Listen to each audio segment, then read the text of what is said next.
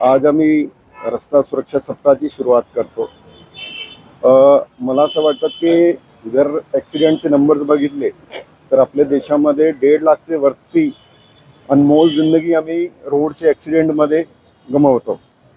म्हणजे तर सगळ्यांना असं आव्हान राहील, विनंती राहील की एकतर कंपनीचा ब्रँडेड हेल्मेट वापरा. फक्त पोलिसाची भीतीमुळे हेल्मेट वापरू नका. म्हणजे पुढे काहीतरी चेकिंग चालू आहे त्यामुळे हेल्मेट लावला आणि पॉईंट परत क्रॉस केल्यानंतर परत हेल्मेट काढला. तुमची स्वतःची सुरक्षेसाठी तो हेल्मेट आहे.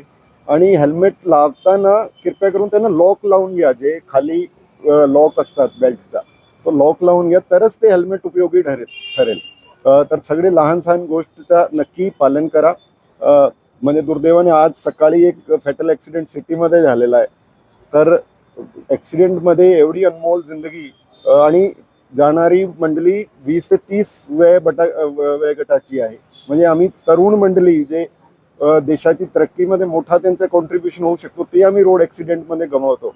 तर कुठेतरी छोटे छोटे नियम ट्रॅफिकचे पाळले तर भरपूर मोठा फरक पडू शकतो. तर सगळ्यांना आज नवीन वर्षांमध्ये असं आव्हान राहील की आम्ही न्यू इयर रेझोल्युशन घेतो. तर आज आम्ही रेझोल्युशन घेऊ की 2026मध्ये पूर्ण पूर्ण 100% आम्ही दुचाकीवरती जाताना हेल्मेटचा वापर करू आणि फोर व्हीलर चालवताना सीट बेल्टचा वापर करू, अशी सगळ्यांना आव्हान राहील. थँक्यू. जय हिंद, जय महाराष्ट्र.